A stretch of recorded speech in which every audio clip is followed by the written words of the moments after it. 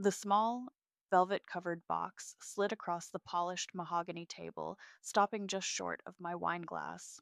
Happy anniversary, Tinsley. Remington's voice, that familiar blend of boardroom boom and condescending drawl, filled the private dining room. His smile, as always when directed at me, was all teeth and no warmth. My name is Tinsley, by the way, and this was supposed to be a celebration of 5 years married to his son, Flynn. Flynn, bless his perpetually anxious heart, offered a weak, supportive smile from across the table.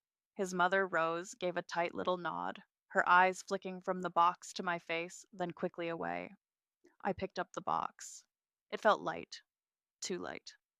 Thank you, Remington.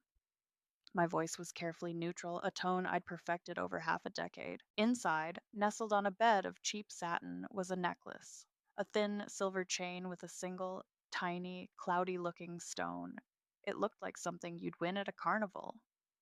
Just a little something, Remington said, leaning back, steepling his fingers. To mark the occasion. More than you deserve, I'd say, but we must keep up appearances, mustn't we? A familiar chill snaked down my spine, quickly followed by a surge of heat. Flynn shifted uncomfortably, staring intently at his bread roll as if it held the secrets to the universe. He wouldn't say a word. He never did. That was Flynn. It's lovely, I managed, forcing a smile that felt like cracking plaster. I even made a show of trying to fasten the clasp, fumbling deliberately. Here, let me, Flynn mumbled, finally looking up, his hand brushing mine as he reached for it. His fingers were clumsy. Don't bother, son. Remington waved a dismissive hand. She can figure it out. Or not. Doesn't really matter, does it? He chuckled, a dry, humorless sound. Rose sipped her water, her expression unreadable. 5 years. 5 years. Of moments just like this. The subtle digs, the outright insults, the constant, grinding insinuation that I was nothing more than a pretty face who'd lucked into their wealthy family. The gold digger label had been practically stitched to my forehead from day one. They never seemed to consider that I might have a thought in my head beyond which designer handbag to buy with Flynn's allowance. An allowance, by the way, that I rarely touched. Remington cleared his throat, signaling a shift in topic.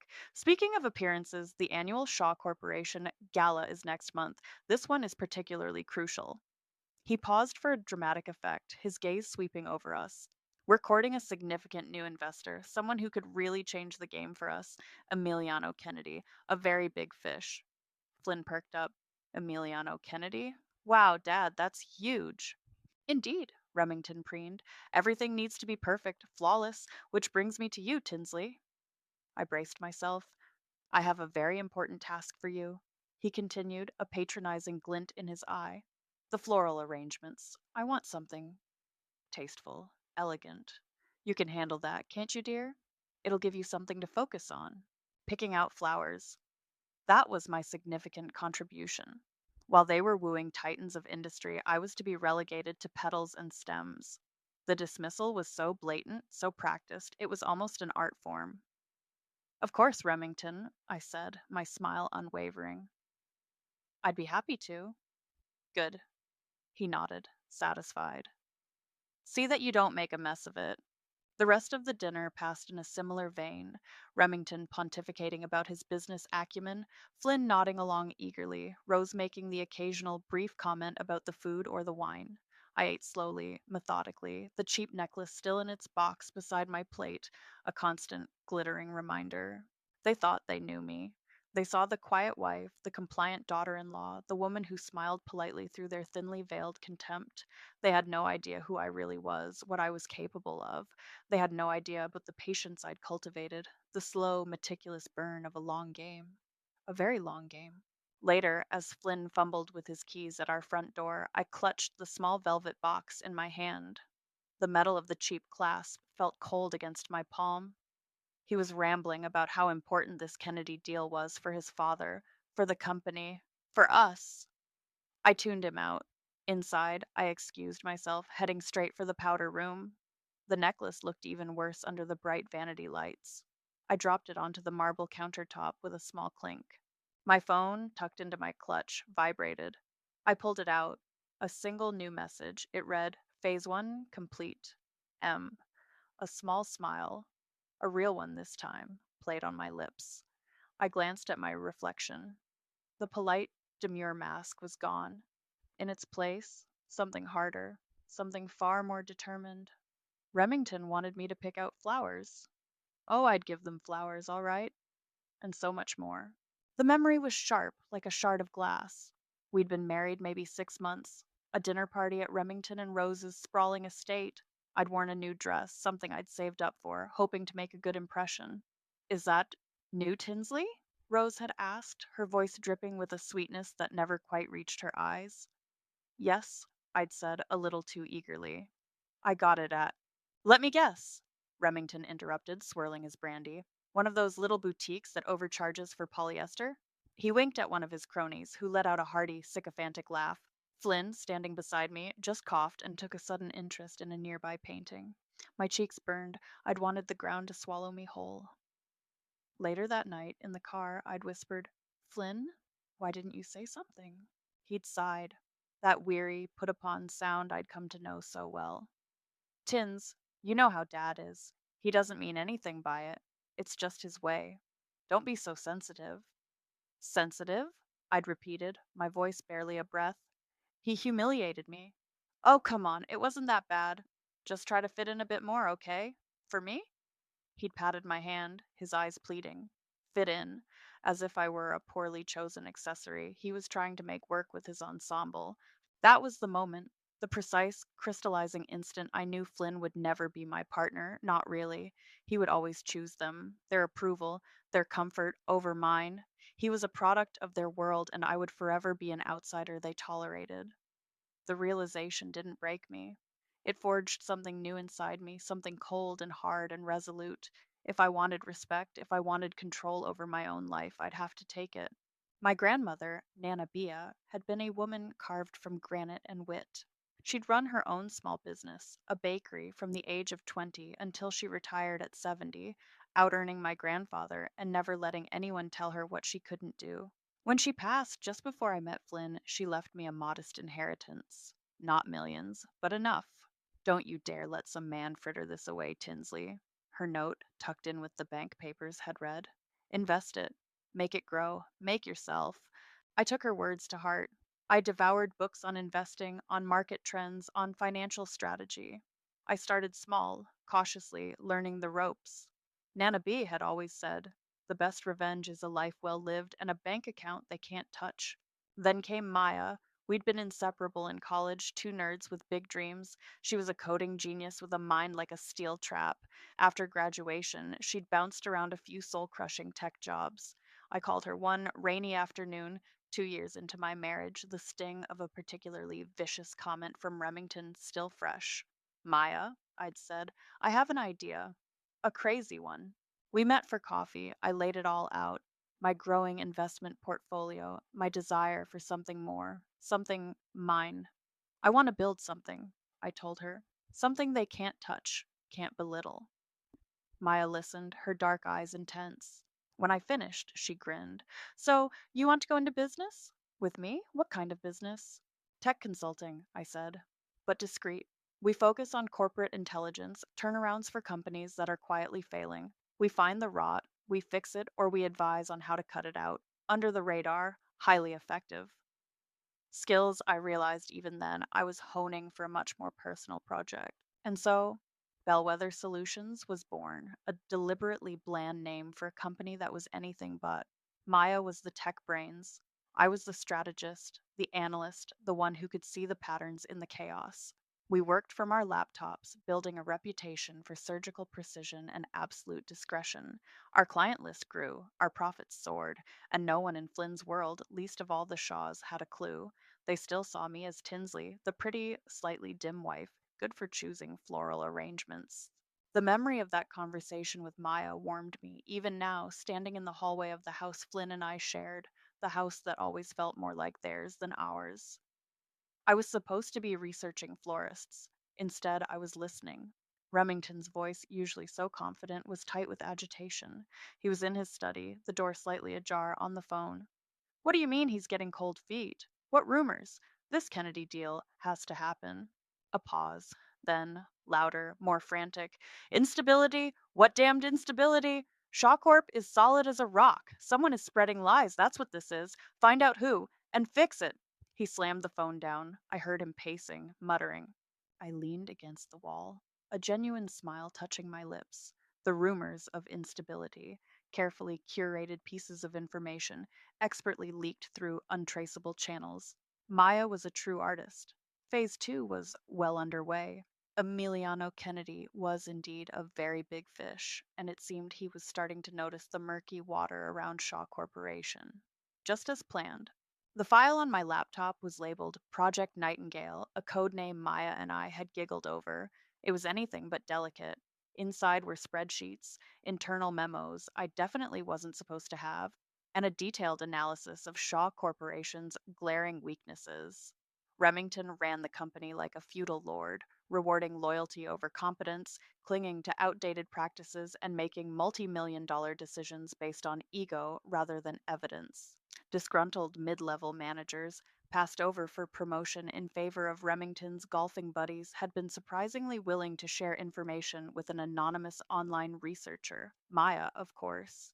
He's over-leveraged on the new European expansion, I murmured, tracing a line on a financial statement projected onto my home office wall.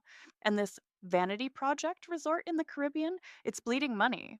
And every time there's a whisper of bad news or a missed earnings target, the stock takes a little dip, Maya said, her voice crisp through my AirPods. We were on one of our late night strategy calls, which is when our anonymous little investment group, Phoenix Holdings, just happens to snap up a few more shares. Phoenix Holdings, I repeated, a small, satisfied smile playing on my lips, rising from the ashes. It felt appropriate. For years, every bonus Bellwether Solutions earned, every successful investment I made outside of it, had been funneled into Phoenix. Slowly, patiently, we were accumulating. The next morning, I was in a sleek, minimalist downtown office. Jared, my lawyer, looked up as I entered. He was sharp, impeccably dressed, and had a mind like a steel trap. When I'd first approached him a year ago, outlining my long term intentions for Shaw Corporation, he'd raised a perfectly sculpted eyebrow. That's ambitious, Tinsley. Ambitious or overdue? I'd countered. Now, he just nodded, a flicker of respect in his eyes. The framework is solid, he said, tapping a thick document on his desk. We've structured Phoenix Holdings to be airtight. When you're ready to make the move, it will be swift and legal. He paused. You understand the implications, Tinsley? This isn't just business. This is, well, this is war of a sort. I understand perfectly, Jared, I replied, my voice calm. They've been waging a quiet war against me for years. It's time I returned fire. My resolve was absolute. The years of quiet humiliation, of being underestimated and dismissed, had forged an armor around my heart, an armor made of cold, hard cash, and even colder determination. That Sunday was the obligatory family brunch at Remington and Rose's. The air was thick with unspoken tension. Remington was unusually quiet, picking at his food, his brow furrowed. The rumors about Emiliano Kennedy's hesitation were clearly taking their toll. Flynn, ever the dutiful son, kept trying to jolly him up with talk of golf handicaps and stock market optimism, his efforts falling painfully flat. Rose, however, was different. She was watching me, not with her usual cool disdain, but with an intensity that was unsettling. Her gaze followed me as I offered to help clear the plates as I made polite small talk with a distant cousin.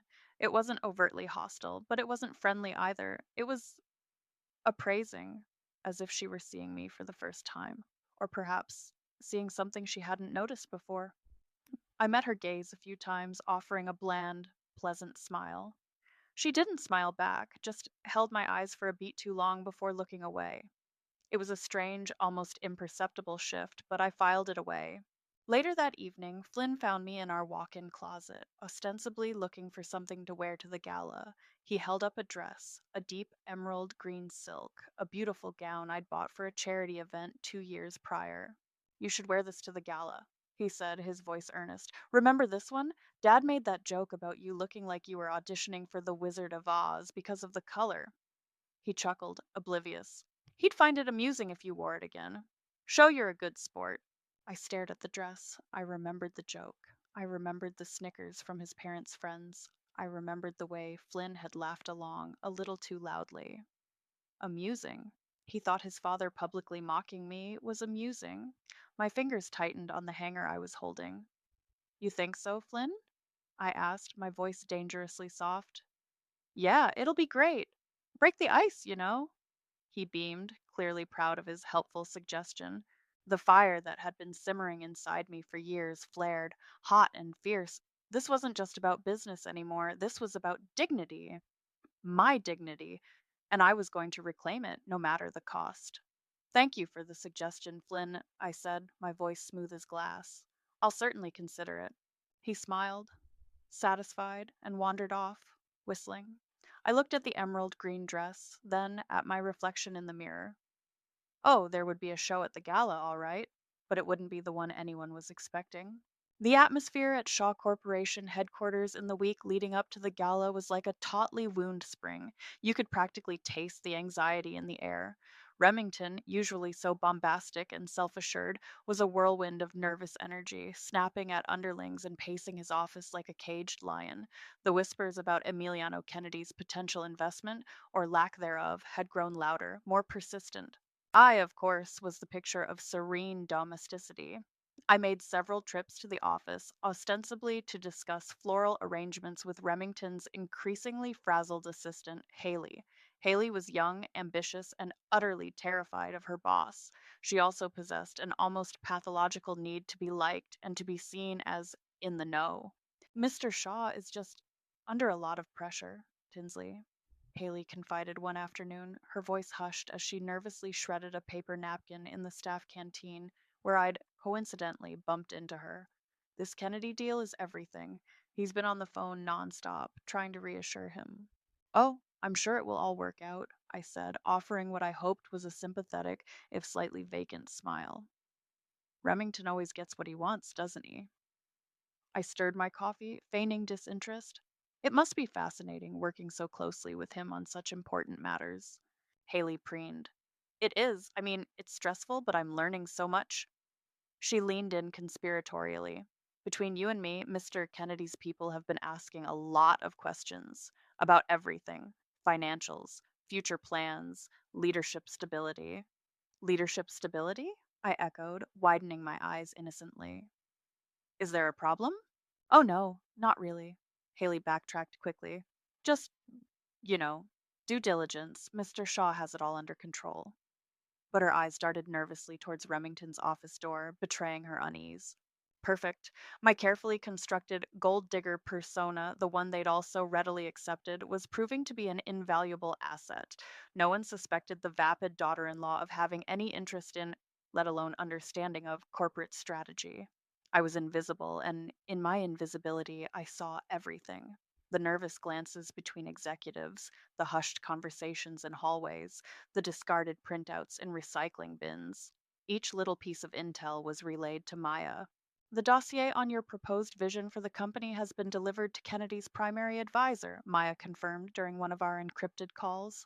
Anonymously, of course, contrasting your clear, forward thinking strategy with Remington's current, let's call it chaotic improvisation. Excellent, I said. We weren't just highlighting Remington's failings, we were presenting a viable, compelling alternative, an alternative headed by someone they didn't even know existed in a corporate sense. The day before the gala, Haley called me, her voice practically vibrating with excitement and self importance. Tinsley, oh my gosh, you will not believe the latest. What is it, Haley? I asked, injecting a note of bored curiosity into my tone. I was, in fact, meticulously reviewing the final share purchase agreements with Jared via video conference, my laptop screen hidden from Flynn's view. Mr. Shaw is planning a huge surprise announcement at the gala tomorrow night, she gushed. He just finalized it, a new succession plan. I paused, my pen hovering over the signature line. A succession plan? Yes, he wants to show everyone, especially Mr. Kennedy, that Shaw Corp has a strong future. He's going to name his successor. Haley paused for dramatic effect. And get this, it's not Flynn. My blood ran cold for a split second, then a strange sort of calm settled over me. Of course, he wouldn't name Flynn. That would mean acknowledging Flynn had some capability. Oh? I kept my voice even. No, it's one of his nephews, I think. Daniel? Or David? One of the ones from the Boston branch. Someone young, dynamic, he said. He wants to make it clear the company is moving forward, but with his bloodline firmly in control. He even said something about it being a way to ensure the family legacy isn't diluted. Haley giggled. I think he meant you, no offense. He wants to make sure Flynn is, well, sidelined, and that there's no question of you having any real influence ever. No offense, as if I were a mild inconvenience rather than a person he was actively, publicly planning to humiliate further, along with his own son. The sheer arrogance, the casual cruelty of it was breathtaking. He wasn't just trying to impress Kennedy, he was using the gala as another opportunity to put me, and by extension Flynn, firmly in our place. Wow, Haley, I said, my voice a perfect imitation of breathless surprise. That is big news. Thank you for letting me know. You're always so on top of things. I try, she chirped, pleased with herself. I ended the call. Jared was watching me, his expression unreadable. Everything all right, Tinsley? I looked down at the document on my screen. The final block purchase of Shaw Corporation shares. Enough to tip the scales. Enough for 51%. A slow, dangerous smile spread across my face. Everything, I said, is perfect. I clicked Authorize. The confirmation flashed on the screen. Transaction complete. I picked up my phone and sent a text to Maya. Showtime. The ballroom glittered. Chandeliers dripped crystals like frozen tears, casting a dazzling, almost painfully bright light over the assembled crowd. Hundreds of people, the cream of the city's business elite, mingled, their laughter a little too loud, their smiles a little too fixed. It was a masterclass in forced joviality, an ocean of expensive silks and tailored suits bobbing on a current of underlying panic. Shaw Corporation's annual gala was always an event, but tonight the stakes felt astronomically high. Remington was in his element, or at least a frantic imitation of it. He moved through the room like a shark, all predatory smiles and firm handshakes, his eyes constantly scanning, searching. He was looking for Emiliano Kennedy, the elusive investor who held the company's future in his well manicured hands. But Kennedy, it seemed, was fashionably late, or perhaps strategically absent. Flynn hovered near his father, a pale imitation of Remington's forced confidence. He kept shooting me anxious glances, as if my mere presence was a potential landmine.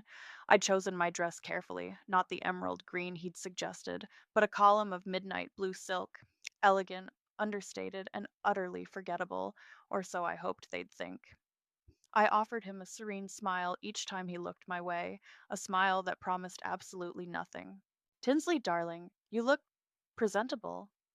The wife of one of Remington's board members, a woman whose face was pulled so tight she looked perpetually surprised, air kissed me, her perfume cloying. Thank you, Eleanor, I said. You look lovely as always. Yes, well, one tries. She sighed, her gaze sweeping over me dismissively before she moved on to someone she clearly deemed more important. The usual condescending remarks washed over me, barely registering. Years of practice had made me adept at deflecting them, at letting them slide off my carefully constructed facade of polite indifference. Tonight, they felt different. Tonight, they were fuel. Each little slight, each patronizing comment was another log on the pyre I was about to ignite. Remington, after a particularly animated and likely fruitless conversation with a minor city councilman he was trying to impress, grabbed a fresh glass of champagne from a passing tray. He'd had a few already. A telltale flush was creeping up his neck. He spotted a group of older, more conservative investors, the kind who still believed a woman's place was in the home, or at least not in the boardroom. An idea, a truly terrible, Remington-esque idea, visibly sparked in his eyes. He was going to make a point. And I apparently was going to be his prop. He strode towards the small, elegantly draped stage at the front of the ballroom, tapping a fork against his glass to command attention. The chatter gradually died down. Friends, colleagues, esteemed guests, Remington began, his voice amplified by the microphone booming through the suddenly silent room. Welcome, welcome to what I know will be a memorable evening. He paused, beaming, clearly relishing the spotlight.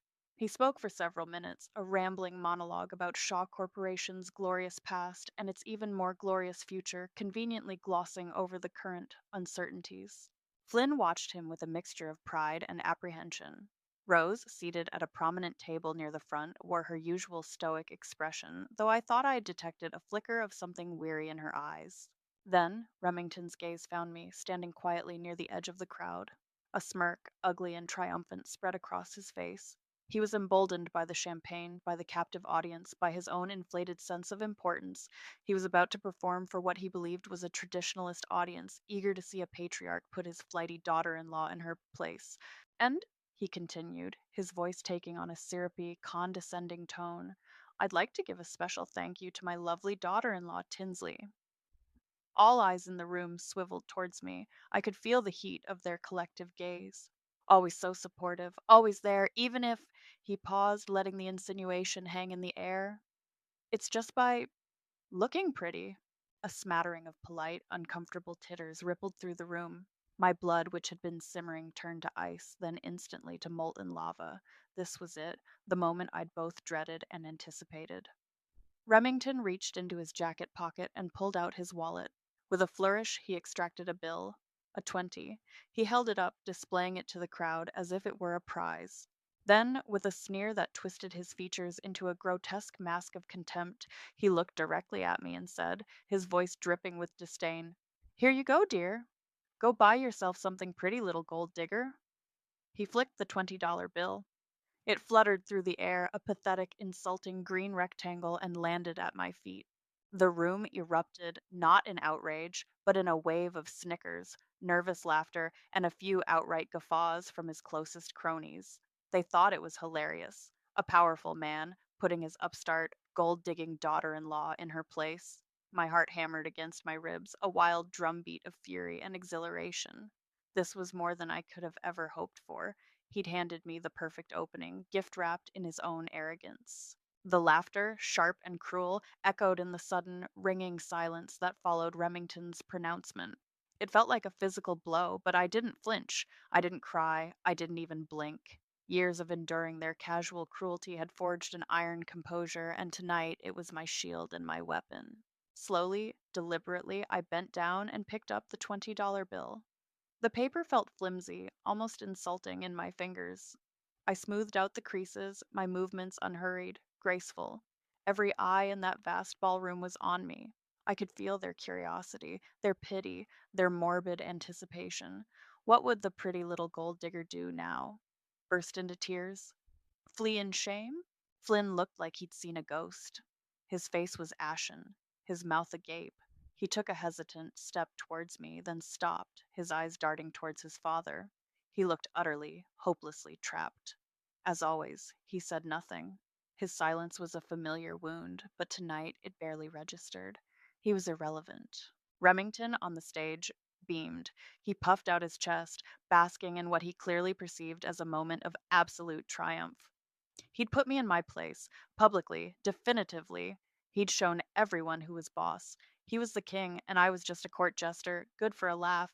A strange sense of calm washed over me, a profound stillness in the eye of the storm. This was it, the culmination of 5 years of meticulous planning, of silent suffering, of carefully hoarded resentment. All of it, every insult, every dismissal, every condescending smile had led to this single, perfect moment. A surge of power, cold and exhilarating, coursed through my veins. I straightened up, the $20 bill held lightly in my hand. I didn't look at Flynn. I didn't look at the shocked faces in the crowd. My gaze was fixed on Remington, still preening on the stage. Then I began to walk. Not away, not towards the exit in a storm of humiliated tears as they undoubtedly expected. I walked towards the stage, towards him.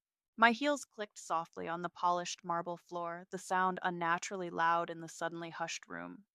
The spotlight, which had been on Remington, wavered, then found me, following my slow, deliberate progress. The whispers died. The nervous titters ceased. A thick, expectant silence descended, heavy and suffocating. They were waiting, waiting for the drama, the tears, the inevitable retreat of the humiliated wife. I could feel their collective breath held in suspense. I saw Rose's face, her expression unreadable, a statue carved from ice and regret. I saw Haley, Remington's assistant, her eyes wide with a mixture of horror and a dawning, horrified comprehension. She knew about the succession plan. She thought this was just another layer of Remington's cruelty. She had no idea. I reached the low steps leading up to the stage. I ascended them, one by one, my movements measured, my expression serene. Remington watched me, a flicker of confusion, then annoyance crossing his face. What was I doing? Was I going to plead? To make a scene? I reached the podium, the one he'd just used to deliver his grand pronouncements and his petty insults. I adjusted the microphone, the slight metallic squeak echoing in the silence. I took a breath. Then I looked directly at Remington, my father in law, the man who had systematically tried to crush my spirit for 5 long years, the man who thought I was nothing more than a pretty bauble, a drain on his family's fortune. My voice, when I spoke, was clear, steady, and amplified, carrying to every corner of the glittering ballroom. Thank you, Dad, I said, my tone perfectly even, almost conversational. I held up the $20 bill. I'll add it to the fortune I used to buy controlling interest in this company. The silence that followed my words was absolute, a vacuum that sucked all the air from the ballroom. Then, chaos. Remington's jaw didn't just drop, it looked like it had become unhinged.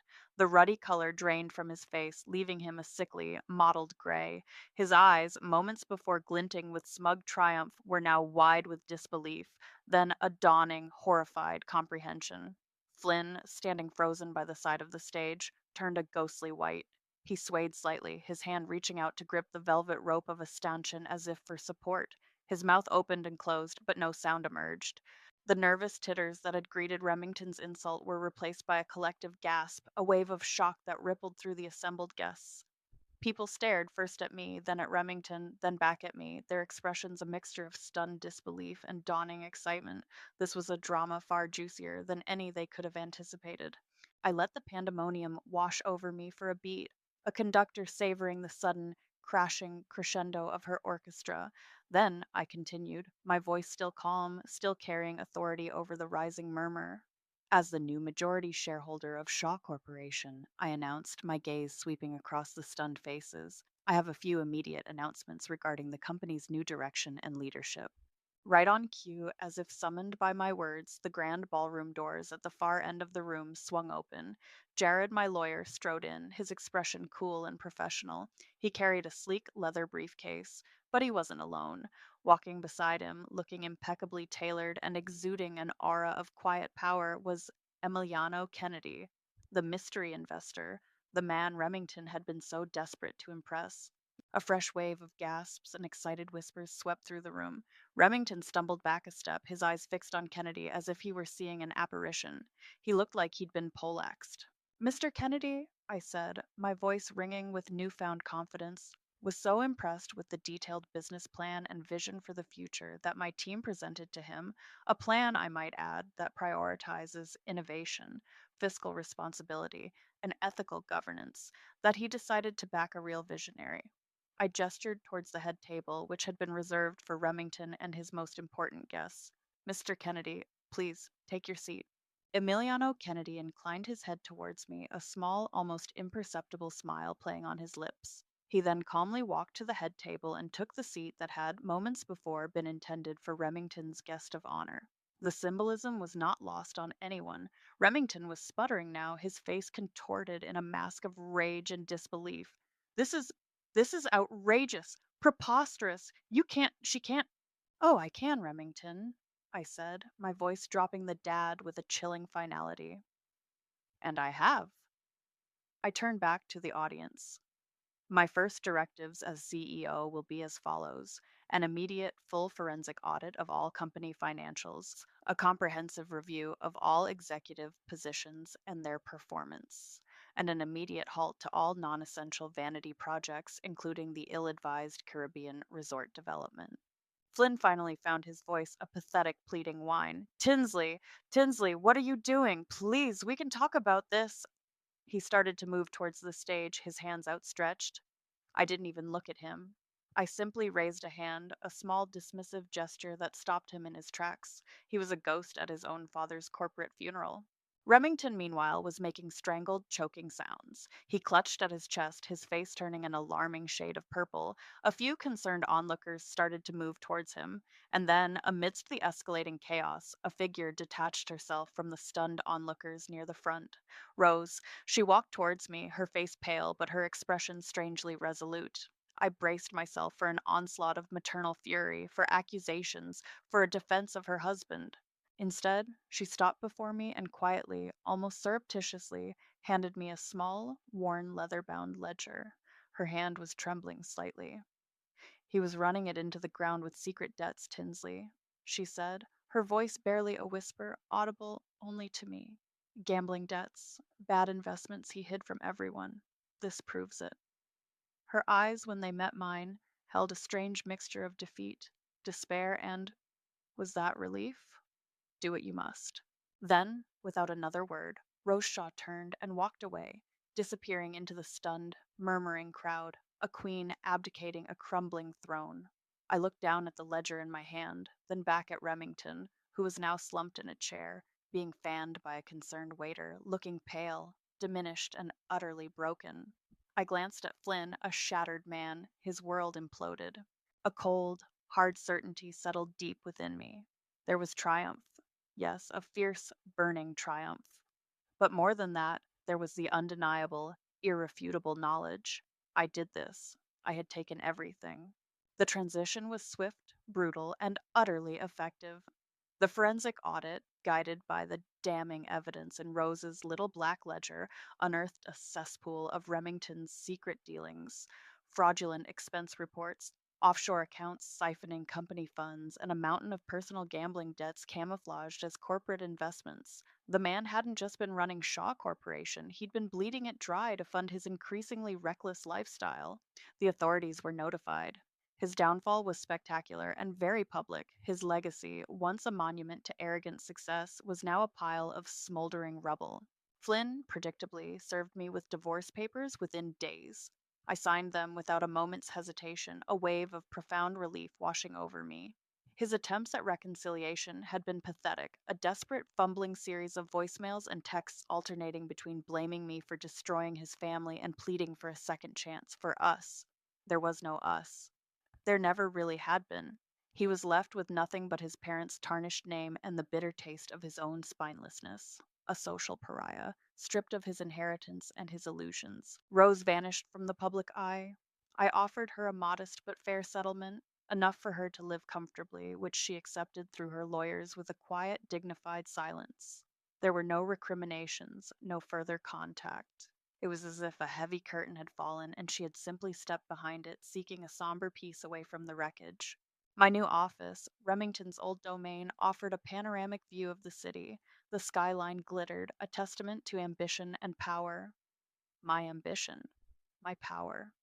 Shaw Corporation was already undergoing a radical transformation, starting with its name. Phoenix Global was stenciled on the frosted glass of my new door. Maya, sharp and brilliant as ever, was my chief operating officer, her office just down the hall. Emiliano Kennedy, true to his word, had become a vital, supportive board member and an unexpected mentor, his insights invaluable as we navigated the choppy waters of corporate restructuring. The revenge had been absolute, a clean, surgical strike. But sitting there in the vast leather chair that still faintly smelled of Remington's expensive cologne, I felt something else. Not regret, never that, but a certain stark clarity. The fight had changed me, undeniably. It had chipped away at the softer edges, replaced them with something harder, more resilient. There was an isolation to this new altitude, a constant vigilance required. Trust was a commodity I now dispensed with extreme caution. My phone buzzed on the polished desk. I glanced at the caller ID. Maya. Big news, she said, her voice crackling with energy, no preamble. That acquisition target we were tracking in the renewable energy sector, their board just signaled they're open to a serious discussion. They're impressed with what we're doing at Phoenix. A genuine smile, the first truly unburdened one I'd felt in what seemed like an eternity, spread across my face. Tell me more, Maya. As she detailed the potential, my gaze drifted to a small, unassuming box on the corner of my otherwise clear desk. It had arrived by courier that morning, forwarded from my old address. Inside, nestled amongst some forgotten trinkets from my pre Flynn life, was a letter. It was from Nana Bia, her familiar, spidery handwriting on faded stationery. I'd found it tucked into an old investment primer she'd given me years ago, a note I'd somehow overlooked until now. Dearest Tinsley. It read, dated shortly after I'd told her about my first small successful stock market venture. Never let small men or small minds define your worth. Your mind is your greatest asset. Build your empire, one brick at a time, and make damn sure it's on your own terms. They'll underestimate you. Let them. It'll be their undoing, not yours. A poignant affirmation, a voice from the past, echoing the truths I'd fought so hard to reclaim. The cost of this victory had been a toxic family, a marriage built on lies and illusions. But the gain? The gain was myself, unfettered, unapologetic. So, what do you think? Maya's voice pulled me back to the present, to the exciting, challenging future stretching out before me. Are we going for it? I leaned back in my chair, the city lights twinkling like a million possibilities. The revenge had been sweet, a necessary catharsis. But this, building something new, something lasting, something on my own terms, this would be even sweeter. Absolutely, Maya, I said, my voice firm, alive with ambition. Let's build an empire.